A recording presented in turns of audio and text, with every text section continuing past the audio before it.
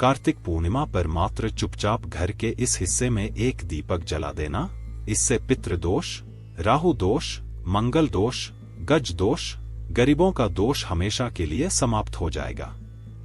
यहाँ पर सबसे इम्पोर्टेंट है काल सर्प दोष, वह भी मात्र कार्तिक पूर्णिमा पर दीपदान से पूरा हो जाएगा। माता लक्ष्मी दौड़ी दौड़ी चली आएगी, कंगाल भी हो जाएंगे धनी, किस्मत पर लग जाएंगे चार चांद, सुख आएगा दुख जाएगा।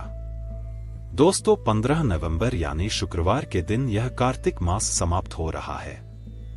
पूज्य गुरुजी के अनुसार इस कार्तिक मास का महत्व पूरे साल में सबसे ज्यादा होता है, क्योंकि यही एक महीना होता है जब हमारे महादेव और भगवान विष्णु का मिलन होता है। इसलिए आपको भी इस महीने की समाप्ति होते होते अपने जीवन में चल रही हर एक समस्या की समाप्ति कर लेनी है। अगर आप किसी रोग से परेशान है, बीमारी से परेशान है, धन धान्य को लेकर बहुत ज्यादा चिंतित रहते हैं, आर्थिक समस्याओं से घिरे हुए हैं, रुपए पैसों की बहुत ज्यादा तंगी चल रही है, व्यापार में अच्छा कुछ हो नहीं रहा है, नौकरी प्राप्त नहीं हो पा रही है, जीवन में कोई भी समस्या चल रही है, तो उस समस्या को समाप्त करने के लिए, उसका अंत करने के लिए आपको यह विशेष उपाय जरूर कर लेने चाहिए। देखिए इस वीडियो में हम लोग पूज्य गुरुजी द्वारा बताए गए 3 बहुत ही खास उपायों के बारे में जानेंगे, जो आपको इस कार्तिक मास के समाप्त होते होते जरूर कर लेना चाहिए। तो चलिए जानते हैं इन विशेष उपायों के बारे में। तो चलिए वीडियो को शुरू करते हैं। इससे पहले अगर आप हमारे चैनल और वीडियो को लाइक और सब्सक्राइब करके कमेंट में लिखें जय माता लक्ष्मी, और कमेंट में अपनी राशि भी लिख दें, ताकि हम इस कार्तिक पूर्णिमा पर आपकी राशि के अनुसार आपको उपाय बताएं और उससे आपको बहुत शीघ्र ही लाभ मिले। कार्तिक मास में दीपदान का महत्व होता है, कार्तिक मास में काले तिल का महत्व होता है, कार्तिक मास में 1 लोटे जल का महत्व होता है, क्योंकि पूज्य गुरुजी ने कहा कि यही महीना होता है जब हरि और हर का मिलन होता है। इसलिए आज आपको इस वीडियो में जो उपाय बताए जा रहे हैं उनको आप जरूर करिएगा। इससे आप अपने धन की समस्या से बाहर आएंगे और आपके जीवन के जो भी संकट होंगे वो सारे समाप्त हो जाएंगे। चलिए जानते हैं गुरुजी द्वारा बताए गए पहले खास उपाय के बारे में। देखिए इस उपाय के लिए आपको सबसे पहले 1 लोटा जल ले लेना है, फिर इसी के साथ आपको ले लेना है 11 काले तिल के दाने। काले तिल के दाने भगवान विष्णु के पसीने से उत्पन्न हुए हैं, इसलिए यह भगवान विष्णु को तो प्रिय है ही, और साथ ही साथ हमारे महादेव को भी बहुत ही प्रिय है।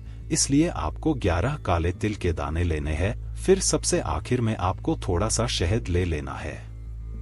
देखिए आप कोशिश करिएगा कि 1 चम्मच शहद ले लें।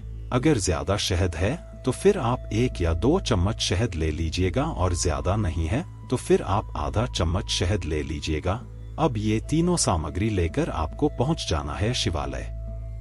पूज्य गुरुजी के अनुसार इस उपाय को आप सुबह करना चाहे तो सुबह कर लें, और शाम को प्रदोष काल के समय करना चाहे तो प्रदोष काल के समय कर लें। देखिए प्रदोष काल के समय साक्षात महादेव शिवलिंग में विराजमान होते हैं, इसलिए अगर आप इस समय करते हैं तो यह सबसे उत्तम रहता है। देखिए ये उपाय आपके लिए सबसे विशेष क्यों है, क्योंकि इस उपाय को आप 14 नवंबर को भी कर सकते हैं और 15 नवंबर को भी कर सकते हैं। कार्तिक मास के इन दोनों आखिरी दिनों में से आप किसी भी दिन इस उपाय को कर सकते हैं। शिवालय पहुंचने के बाद सबसे पहले आपको एक काम करना है कि दक्षिण दिशा में बैठ जाइए और उत्तर दिशा की तरफ अपना फेस कर लीजिए, यानी उत्तर दिशा की तरफ अपना चेहरा कर लीजिए। और अगर शिवालय में भीड़ है तो ऐसी स्थिति में पूज्य गुरुजी कहते हैं कि आप किसी भी दिशा में बैठकर शिवलिंग की पूजा प्रार्थना कर सकते हैं। देखिए सबसे पहले आपको यह काम करना है, आप जो शहर लेकर आए हैं वह शिवलिंग के ऊपर समर्पित कर देंगे और ओम नमः शिवाय मंत्र का स्मरण कर लेंगे। इसके बाद आप जो 11 काले तिल के दाने लेकर आए हैं वह दाने इसी शहर के ऊपर समर्पित कर देना है, और ओम नमः शिवाय मंत्र का लगातार स्मरण करते हुए अब इसको आप शिवलिंग के ऊपर पूरा लेपन कर देंगे। देखिए जैसे हम लोग शिवलिंग में लेप लगाते हैं, चंदन का लेप लगाते हैं या फिर दही का लेप लगाते हैं या कोई भी लेप लगाते हैं, पूरे शिवलिंग में चारों तरफ से अपने हाथ की यानी दाहिने हाथ की हथेली से चारों तरफ शिवलिंग में लेपन करते हैं, वैसे ही आपको यह काले तेल और शहद का लेपन चारों तरफ शिवलिंग में अच्छे से करते जाना है और लगातार ओम नमः शिवाय मंत्र का स्मरण करते जाना है। देखिए, ये काले तिल भगवान विष्णु के पसीने से उत्पन्न होने के कारण महादेव को बहुत ही प्रिय होते हैं और जब भी हम यह शिवलिंग में समर्पित करते हैं तो इसे महादेव हमसे शीघ्र ही प्रसन्न होते हैं। हमारे जीवन में जो धन से संबंधित समस्याएं चल रही है वह काले तिल से समाप्त होती है। जो कर्ज की समस्या चल रही है वह काले तिल से समाप्त होती है। और जब हम शहद शिवलिंग के ऊपर समर्पित करते हैं तो इससे हमारे जीवन में ओज तेज की वृद्धि होती है, संकटों की समाप्ति होती है, समस्याएं विनय सब कुछ समाप्त होता है। अब इस तरह से लेपन करने के बाद आप जो एक लोटा जल लेकर गए हैं उस जल को धीरे धीरे शिवलिंग के ऊपर समर्पित करते जाइए और लगातार शिव महापुराण के मूल मंत्र श्री शिवाय नमस्तु नियम या फिर ओम नमः शिवाय, इन दोनों में से किसी भी एक मंत्र का स्मरण करते जाइए। फिर इसके बाद वहीं पर बैठकर आपकी जो भी मनोकामना है उसको पूर्ण करने के लिए आप महाद्वीप से प्रार्थना कर लीजिए और फिर वापस अपने घर आ जाइए। पूज्य जी ने कहा कि यह उपाय इतना विशेष है कि अगर आप इस कार्तिक महीने के अंतिम 2 दिनों में से किसी भी एक दिन कर लेते हैं तो यकीन मानिए कुछ ही हफ्तों के अंदर आपकी बड़ी से बड़ी मनोकामना परिपूर्ण होगी, धन धान्य की समस्या समाप्त होगी और सारे संकट समाप्त हो जाएंगे। अब जानते हैं गुरुजी द्वारा बताए गए दूसरे खास उपायों के बारे में। देखिए, आप सभी जानते हैं कि कार्तिक मास में अगर किसी चीज का सबसे ज्यादा महत्व होता है तो वह है दीपदान का, यानी इस पूरे महीने में हम लोग तुलसी के नीचे दीपदान करें या बेलपत्र के वृक्ष के नीचे दीपदान करें या फिर आंवले के वृक्ष के नीचे दीपदान करें या फिर अपने घर के मंदिर में दीपदान करें या घर के बाहर दीपदान करें या फिर शिवालय में दीपदान करें। कई जगहों पर अगर हम दीपदान करते हैं तो यह हमारे लिए बहुत ही लाभकारी होता है। अगर हम जितनी ज्यादा से ज्यादा जगहों पर दीपदान कर ले तो मान लीजिए कि आपने अपने जीवन में पुण्यों को, अपने जीवन में धन धान्य को बहुत अधिक प्रबल कर लिया है। धन धान्य की ऐसे ऐसे मार्ग बनने लगते हैं। अगर आप इस कार्तिक महीने में कई जगहों पर दीपदान कर देते हैं तो माता लक्ष्मी स्वयं आपसे प्रसन्न होती है और आपके घर में स्वयं विराजमान होकर दुर्भाव का अंत करती है। इसलिए आपको यह जो आखिरी 2 दिन बचे हुए हैं 26 और 27 का, इन दिनों में दीपदान आपको जरूर करना है। देखिए, आप सबसे पहला दीपदान कर सकते हैं अपने घर के मंदिर में। आप अपने घर के मंदिर में माता लक्ष्मी के लिमिट अगर दीप लगा रहे हैं तो लंबी रुई की बत्ती का दीपक लगा लीजिएगा और अगर भगवान विष्णु के निमित्त लगा रहे हैं तो गोल रुई की बत्ती का दीपक लगा लीजिएगा। आप सभी जानते हैं कि पूर्व गुरुजी अपनी शिव महापुराण की कथा में यह बात बता चुके हैं कि जब भी हम किसी देवता के सामने या फिर किसी देवता के निमित्त कोई दीपक प्रज्वलित करते हैं तो गोल्ड रुई की बत्ती का लगाते हैं और अगर किसी देवी के निमित्त कोई दीपक लगाते हैं तो लंबी दूरी की बत्ती का दीपक लगाते हैं। देखिए, दीपक आप मिट्टी के लेना चाहे तो मिट्टी के ले सकते हैं और आटे के बनाने चाहे तो आटे के बना सकते हैं। बस आपको ध्यान रखना है कि इन दीपकों में आपको घी का ही इस्तेमाल करना है।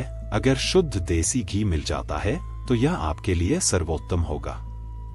पहला दीपक आपने अपने घर के मंदिर में लगा लिया। दूसरा दीपक आपको तुलसी के पौधे के नीचे लगाना है। तुलसी के पौधे के नीचे आप जो दीपक लगाएंगे वह गोल रुई की बत्ती का लगाया गया, क्योंकि इस कार्तिक मास में तुलसी के नीचे हम लोग जो भी दीपक लगाते हैं वह भगवान विष्णु के निमित्त लगाते हैं।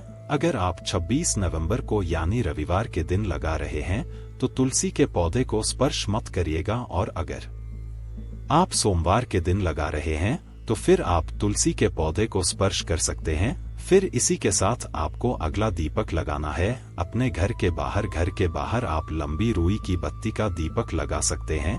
ये सारे दीपक आपको भी के ही लगाने हैं। आप अपने घर के अंदर जब आते हैं, जब बाहर से अंदर की और आते हैं तो आपका जो राइट हैंड होता है यानी दाहिना हाथ जो होता है उस तरफ आपको लंबी रुई की बत्ती का दीपक लगा लेना है। चौथा दीपक आप शिवालय में लगा सकते हैं, महादेव के लिए या फिर माता रानी के लिए, किन्हीं के लिए भी आप ये दीपक लगा सकते हैं। शिवालय में आप गोल रुई की बत्ती का भी दीपक लगा सकते हैं। और लंबी रुई की बत्ती का भी दीपक लगा सकते हैं। फिर 5वां दीपक आप बेलपत्र के नीचे लगा सकते हैं और 6ठा दीपक आप आंवले के वृक्ष के नीचे लगा सकते हैं। फिर अगला दीपक आप शमी के वृक्ष के नीचे लगा सकते हैं। जितने अधिक से अधिक दीपक आप इन 2 दिनों में से किसी भी एक दिन लगा लें तो यकीन मानिए आप माता लक्ष्मी को स्वयं अपने घर में आमंत्रित करने के लिए प्रार्थना कर रहे हैं। माता लक्ष्मी धन के देवता कुबेर स्वयं आपके घर में विराजमान हो जाते हैं। क्योंकि यह कार्तिक मास का महीना दीपदान करने के लिए सबसे अच्छा होता है, इसीलिए अगर आप इन सारी जगहों पर दीपक नहीं लगा सकते हैं तो किसी भी एक जगह पर दीपक लगा लीजिए। आप स्वयं देखेंगे कि 3 महीनों के अंदर आपके धन धान्य के भंडार माता लक्ष्मी स्वयं भर देंगी। अब जानते हैं पूज्य गुरुजी द्वारा बताए गए सबसे आखिरी उपाय के बारे में। देखिए, इस उपाय के लिए आपको एक बेल पत्र ले लेना है और एक शमी पत्र लेना है। अगर आपके पास बेल पत्र नहीं है तो शिवलिंग के ऊपर छड़ी हुई बेल पत्र को उठाकर जल से शुद्ध करके फिर आप उसका भी इस्तेमाल कर सकते हैं। फिर सबसे आखिर में आपको लेना है एक लोटा जल। तांबे के पात्र में जल ले लीजिए। अब ये तीनों सामग्री लेकर आपको पहुंच जाना है शिवालय। इस उपाय को भी आप 26 या 27 नवंबर दोनों दिनों में से किसी भी एक दिन कर सकते हैं। प्रदोष काल में करेंगे तो यह आपके लिए सर्वोत्तम रहेगा। शिवालय पहुंचने के बाद सबसे पहले आप जो बेल पत्र लेकर गए हैं उसको अपने हाथ में रखिए और अपनी बड़ी से बड़ी मनोकामना जो अभी तक परिपूर्ण हो ही नहीं पा रही है उस मनोकामना को पूर्ण करने के लिए महाद्वीप से प्रार्थना करिए। और यह बेलपत्र आपको माता अशोक सुंदरी वाले स्थान में रख देना है। बेलपत्र की डंडी शिवलिंग की तरफ रहेगी सामने, जैसे आपको समझाया जा रहा है ठीक ऐसे ही आपको ये उपाय करना है। बेलपत्र की चिकनी साइड का हिस्सा नीचे की तरफ रहेगा। फिर जो आप एक शमी पत्र लेकर गए हैं उस शमी पत्र को भी शिवलिंग के ऊपर समर्पित कर देंगे और शमी पत्र की जो डंडी होगी वह आपकी तरफ होगी। शमी पत्र की जो पट्टी यानी शमी पत्र का जो आगे वाली साइड का हिस्सा होगा वह जलाधारी की तरफ रहेगा। और फिर से आपको यह मनोकामना अपनी दोहरा देनी है। इसके बाद आप जो एक लोटा जल लेकर गए हैं वो धीरे धीरे आपको शिवलिंग के ऊपर समर्पित करते जाना है और लगातार ओम नमः शिवाय मंत्र का स्मरण करते जाना है। पूज्य गुरुजी ने कहा कि जो भी व्यक्ति इस कार्तिक मास में यह उपाय कर लेता है, खासतौर से अगर सोमवार के दिन ये उपाय कर लेता है, तो यकीन मानिए उसकी बड़ी से बड़ी मनोकामना महादेव बहुत ही जल्द परिपूर्ण कर देते हैं। बस आपको इस बेल पत्र को और शमी पत्र को जैसे दिखाया गया है ठीक वैसे ही समर्पित करना है।